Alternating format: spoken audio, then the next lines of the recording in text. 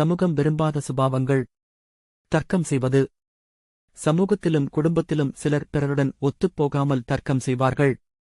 சிலர் தங்களை பெரிதாக காட்டிக்கொள்ள வேண்டுமென்றும் தங்களுக்கு பிறர் முக்கியத்துவம் கொடுக்க வேண்டுமென்றும் தர்க்கம் செய்வார்கள்.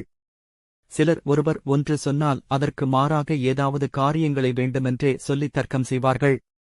தர்க்கம் அன்பையும் சமாதானத்தையும் கெடுக்கும். தர்க்கம் செய்தால் குழப்பம்தான் மேலிடும். மனைவி கணவனிடமோ கணவன் மனைவியிடமோ அடிக்கடி தர்க்கம் செய்து கொண்டிருந்தால் மனதில் அவர்களுக்கே தெரியாமல் வெறுப்பு உருவாக ஆரம்பிக்கும். நாம் என் மனைவியை அல்லது கணவரை வெறுக்கிறோம் என்று அவர்களுக்கே தெரியாது. கணவன் ஒன்று சொல்ல அதற்கு எதிர்மாறாக தர்க்கம் செய்யும் மனைவி கணவனின் வெறுப்பை பெறுகிறாள். மனைவி ஒன்று சொல்ல அதற்கு எதிர்மாறாக தர்க்கம் செய்யும் கணவன் மனைவியின் வெறுப்பை சம்பாதிக்கிறான். நியாயமோ அநியாயமோ அது இல்லை. தர்க்கம் இருந்தால் ஒன்றுக்கொன்று அவர்களுக்கே தெரியாமல் வெறுப்பு உருவாகும். தர்க்கம் செய்பவர்கள் தன்னையும் பிறரையும் சமாதானமாக வாழவிட மாட்டார்கள். நியாயம் எதுவோ, உண்மை எதுவோ, நடைமுறை எதுவோ அதைக் கண்டறிந்து காரியங்களை சிந்தித்து நடத்த வேண்டும். ஒருவர் ஒரு அபிப்பிராயம் சொன்னால் அதில் இருக்கும் அர்த்தத்தை புரிந்து செயல்படுவது ஞானம். அரைக்குறையாக கேட்டுவிட்டு கத்திக் கொண்டிருப்பது முட்டாள்தனம். அநேக குடும்பங்களில் ஏதாவது ஒரு புதிய காரியத்தை வெற்றிகரமாக செய்து முடிக்க வேண்டுமென்று கணவர் மனைவி குழந்தைகள் யாவரும் இரவு சாப்பாட்டுக்குப் பின் பேச ஆரம்பித்து இறுதியில் ஆளுக்கு ஒரு அபிப்பிராயம் சொல்லி மாறி மாறி தர்க்கம் செய்து காரியத்தை செய்ய விடாமல் ஆக்கி குழப்பி சண்டை பிடித்து பேசாது போய் அவரவர படுக்கையில் தூங்குவார்கள்.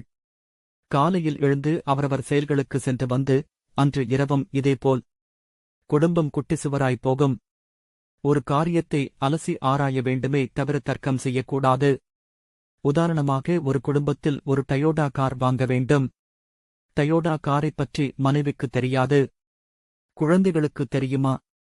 தெரியாது. கணவனுக்கு அரைக்குறையாக தெரிந்திருக்கும்.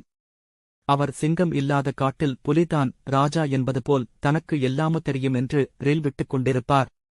இதில் அந்த வாகனத்தைப் பற்றி ஒருவருக்கும் தெரியாது. அதிகம் தெரியாதவர்கள்தான் அதிகம் தர்க்கம் செய்வார்கள். இந்த கார் வாங்கும் ஆசை உருவாளவுடன் அந்த கார் கம்பெனியை அணுகி நன்றாக விவரமாக தெரிந்து கொண்டு எந்தவித தர்க்கம் இல்லாமல் வாங்கலாமே. எல்லா காரியங்களையும் ஆலோசனை செய்து முடிவெடுக்க வேண்டும். தர்க்கம் செய்து கொண்டிருந்தால் எதுவும் நடக்காது. வீண் குழப்பங்கள்தான் உருவாகும். கோவில், குடும்பம், ஸ்தாபனங்கள், அரசியல் போன்ற இடங்களில் தர்க்கம் செய்து ஒன்றையும் ஒழுங்காக நடக்கவிடாமல் ஆக்கும் நபர்களை இருக்கிறார்கள். நாயவை கோலையும் தின்னாமல் மாட்டையும் சாப்பிட விடாது என்பது போல் தர்க்கம் செய்யும் சுபாவத்தை விட்டு விலக வழிகள். 1. தனக்கு தர்க்கம் செய்யும் சுபாவம் உள்ளதா என்று கண்டறிய வேண்டும். 2. தர்க்கத்தினால் வரும் பிணக்குகள், குழப்பங்களை நினைத்து சற்று அமைதியாக இருக்க கற்றுக்கொள்ள வேண்டும். 3. அமைதியாக கவனிக்கிறவன ஞானி. 4. ஒரு விஷயத்தைப் பற்றி முழுமையாக தெரியாதவர்கள் தான தர்க்கம் செய்வார்கள். 5. தெரிந்தால் ஆலோசனை சொல்லலனம் தர்க்கம் செய்வது அல்ல. 6. ஒரு மருத்துவரிடம் போய் மருத்துவத்தைப் பற்றி மருத்துவம் தெரியாத ஒருவர் தர்க்கம் செய்ய முடியுமா? 7. தர்க்க சிந்தனை வந்தால் அந்த இடத்தை விட்டு அகலுவது, தர்க்கத்தை கைவிட்டு பிறருக்கு ஆதரவு கொடுப்பது. எது நியாயம் என்று கண்டு ஆலோசனை சொல்லுவது, காரியத்தின் உண்மையை கண்டறிவது போன்றவை தர்க்கம் என்றும் சுபாவத்தை அடியோடு விட வைக்கும்.